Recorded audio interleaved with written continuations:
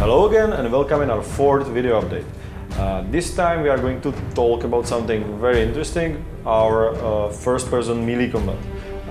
Victor, our lead combat designer, will tell you some in-depth information how it works in a few moments, but let me first introduce you how we did a research for the fencing and battles and all that stuff.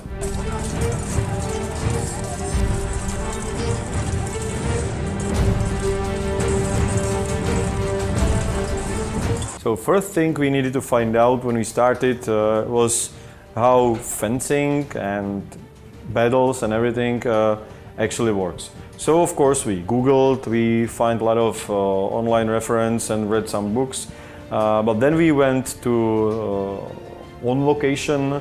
We talked with a lot of real fencers and living history reenactors, and most importantly we visited a lot of real world battles reenactments, where we met a lot of interesting people who are really trying to do the most hardcore way of fencing.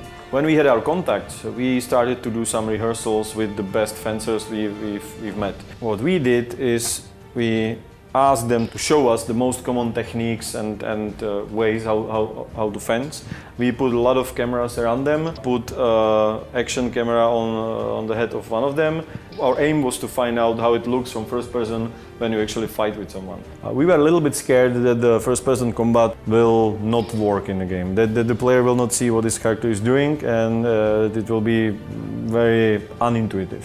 But what we find out actually was that it could work, that the first-person view is quite interesting, that when the camera is implemented right, you can see pretty well what your character's hands are doing, and that it's very immersive. So right now, we just need to polish the system, add a lot of data into it, a lot of moves and animations, and we will have something that I really believe is something very special.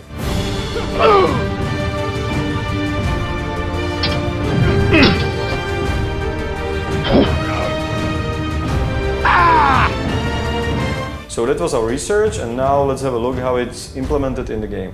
Hi, I am Victor, and I'm going to tell you how you fight in Kingdom Come Deliverance.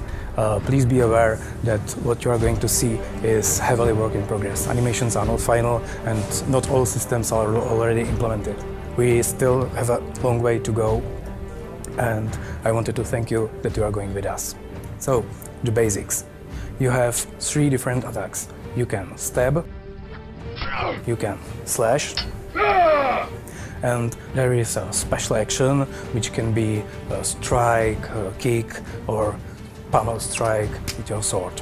You have 6 zones on enemy body you can target. It means you have 18 different basic attacks. These we can call initial attacks, and once you do them, the fight is more about timing and about movement. The timing is especially useful in defense. We have a dedicated defense button. You can hold it down, and then your character will automatically block every attack whenever it comes from.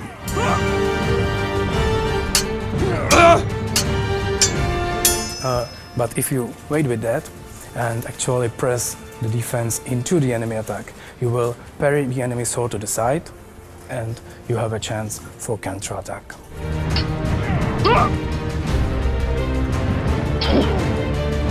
And that's not all. You can actually trick your enemy. You can pretend the attack from one side and actually attack from the other. You can use your surrounding, you can maneuver enemy into not very good position.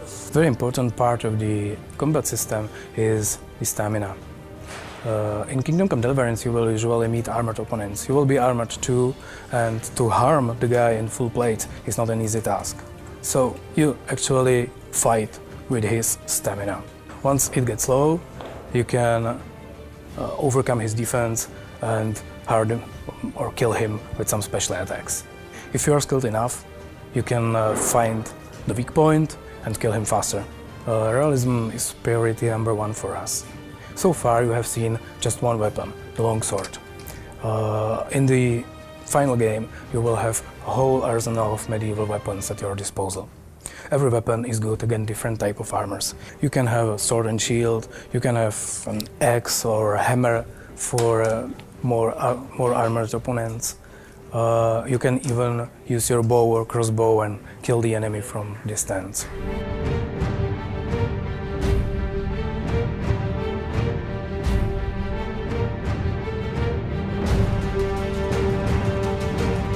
Let me introduce some of my coworkers at this point.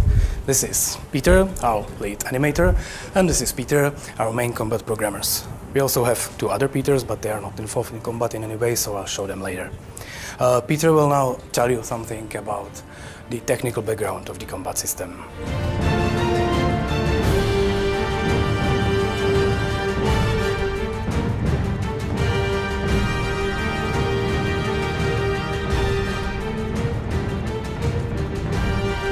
We want to create great, realistic combat system.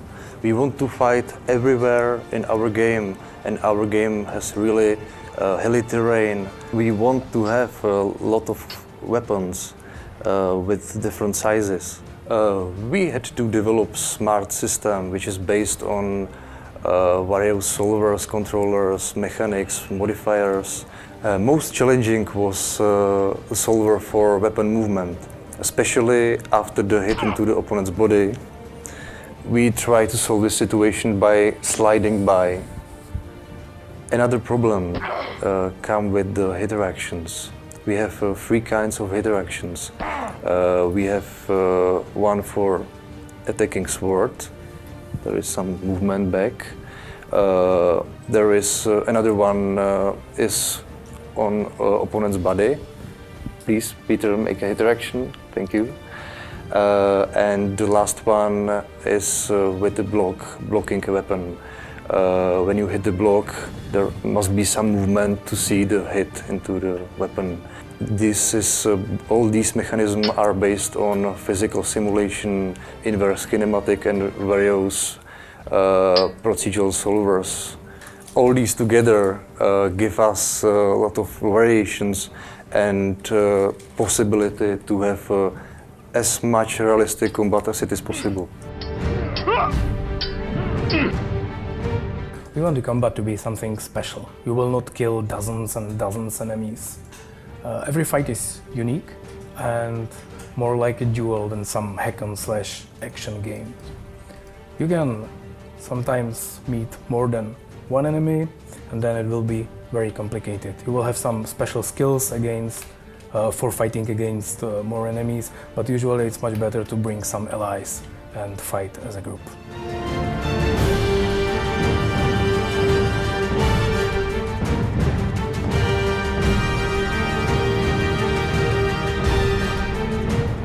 You are asking us a lot about castle sieges and large-scale battles.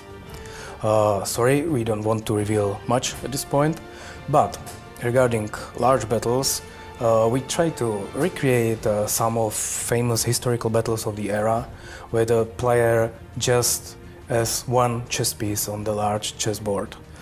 You will use our combat system and fight for your life and try to survive. There will be, at the moment, there is no strategy mode planned, there is no tactical leading, you will not lead the army, you will just fight your fight on the battlefield. However, multiple smaller battles will be included in the game, as well as castle sieges. These actually happen at fixed points in the story, and you may even have some involvement in overall strategy decisions or things like that. We will be still playing an RPG game. So, for example, it may look like there's a castle that needs to be taken, I have some guys and trebuchets here, so what I can do? I may wait for the night and infiltrate the castle if I am good at stealth. I may just open the gates, or I may poison the water source, or anything like that. Or I can just ignore this possibility and lead a full-scale charge with archers and artillery support.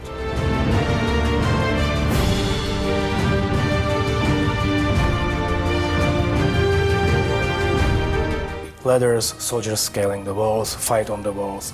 At some point you will be also able to defend the castle. You can just stand on the top of the walls, shoot arrows, splash boiling oil, or just fight off the attackers. If you feel that the system is too complicated or you are not very good at action games, don't worry. Deliverance is still an RPG game. It's not only you who is fighting, but also your character.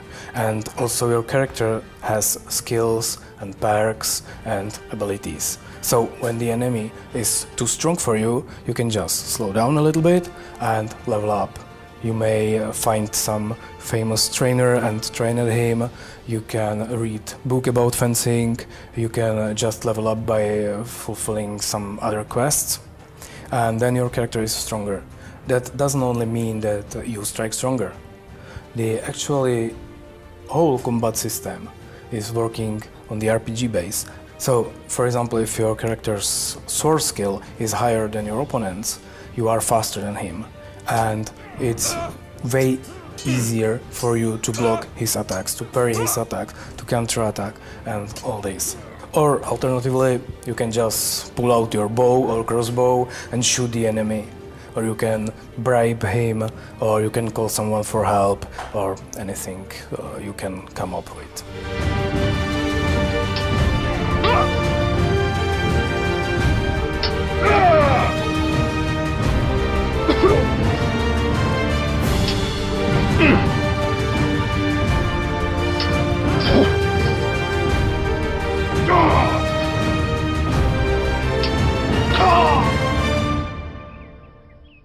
So that was our combat system.